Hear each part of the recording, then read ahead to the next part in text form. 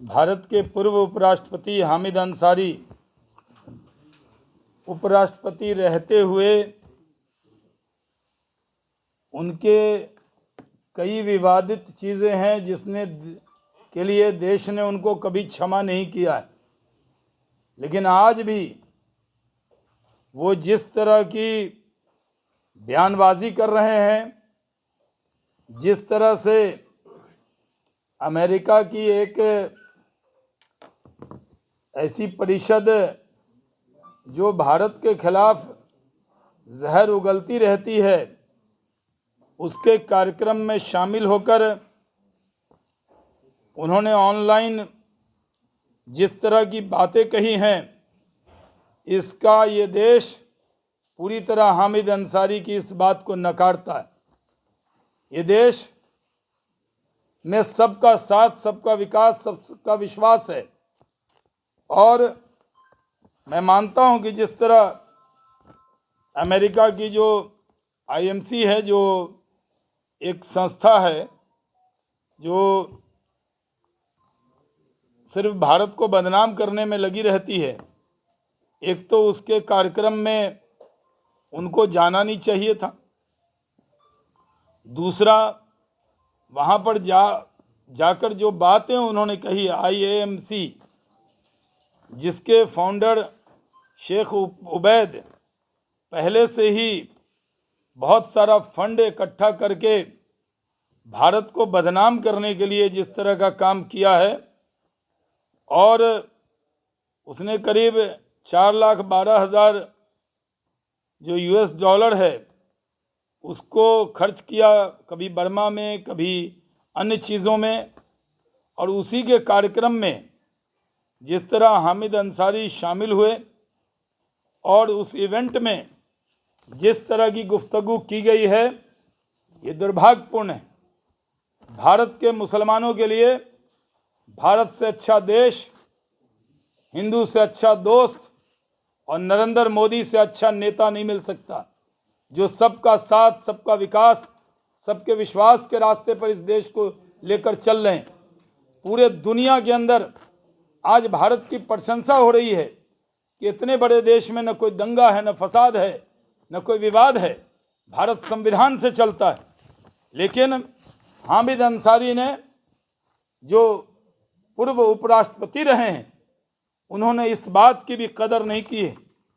उन्होंने पहले भी जब 2018 में अलीगढ़ मुस्लिम यूनिवर्सिटी में जिन्ना का पोर्ट्रेट लगाया गया था, तब भी उस वक्त उनका बयान पूरी तरह दुर्भाग्यपूर्ण था। 1918 में भी जब शरिया अदालतों के पक्ष में बयान देकर उन्होंने एक विवाद खड़ा किया था। 2017 में ही हामिद अंसारी जो पॉपुलर फ्रंट ऑफ इंडिया के एक कार्यक्रम में जब गए थे तो उनकी एक आलोचना हुई थी। उसी तरह प्रधानमंत्री नरेंद्र मोदी जी के पहल पर 21 जून अंतर्राष्ट्रीय जो योग दिवस मनाया गया, उसमें भी 190 से ज़्यादा देशों ने उसमें भाग लिया। लेकिन उस वक्त उस कार्यक्रम में राष्ट्रपति प्रणब मुखर्जी साहब, हमारे नेता नरेंद्र मोदी जी, कई केंद्रीय मंत्री शरीक हुए, लेकिन हामिद अंसारी साहब ने उसमें शरीक होना बहुत जायज़ नहीं समझा। उन्होंने जिस तरह की बातें की, वो देश पहले से, जब उन्होंने एक बार वंदे मातरम के लिए जब कहा गया, तब उन्होंने कहा नहीं, मैं भारतीय हूँ, यही काफ़ी है। हामिद अंसारी साहब इस देश के जो लोग हैं, पढ़े लिखे लोग हैं, वो उनसे पूछना चाहते हैं, पूरा देश उनसे पूछता है, आखिर जिस देश ने आपको नंबर 2 कुर्सी दी, यानी उपराष्ट्रपति की कुर्सी दी, जिस देश ने इतना सम्मान दिया, कई राज्यों में आप भारत के एम्बेसडर रहे, कई राज्यों में भारत का प्रतिनिधित्व किया, और आपकी जहन और आपका दिमाग इतना भारत के लिए ऐसा क्यों है, ये देश जानना चाहता है। जब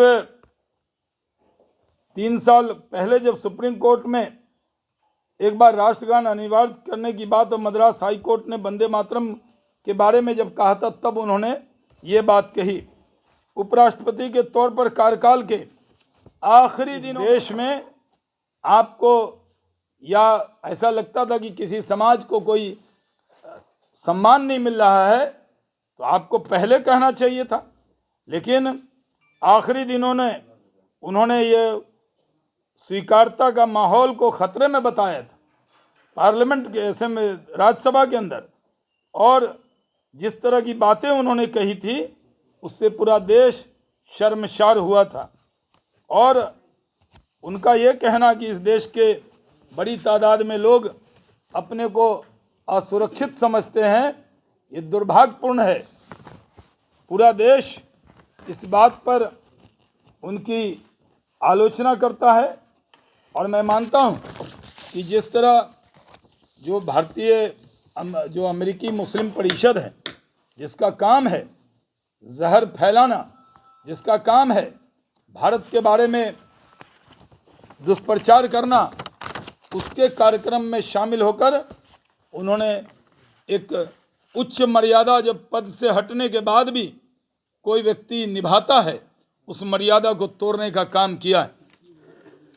पूरा देश जानता है कि हामिद अंसारी साहब कभी कोई जन नेता नहीं रहे और उनको जिस तरह किसी समाज की अंदर उनकी कोई लोकप्रियता नहीं है, वो मुस्लिम समाज के स्पोक्स पर्सन कब बन गए, किसने बना दिया? इस देश में भारत के संविधान ने सबको बराबर का अधिकार दिया है। आज पूरे दुनिया में सबसे ज़्यादा सुरक्षित अगर माइनॉरिटीज़ के लोग भी समझते हैं, खासकर मुस्लिम समाज के लोग, तो वो भारत में समझते हैं। आज भारत में कहीं कोई दंगा नहीं, फसाद नहीं, सब लोग मिलजुल कर रहते हैं। इस बात को हर भारतीय को प्रचारित करने की ज़रूरत थी।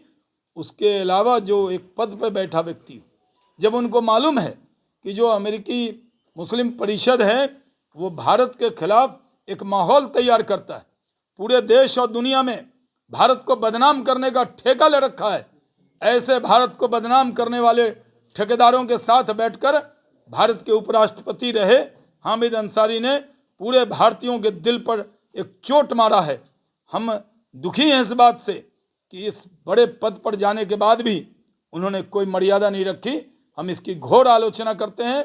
ये देश 130 करोड़ हिंदुस्तानी नरेंद्र मोदी जी के नेतृत्व में एकजुट हैं, एक हैं, इकट्ठे हैं और दुनिया की कोई ताकत हमारी एकजुटता और हमारे इकट्ठेपन को अलग नहीं कर सकती। ये संदेश पूरी दुनिया में जाना चाहिए। बहुत बहुत धन्यवाद।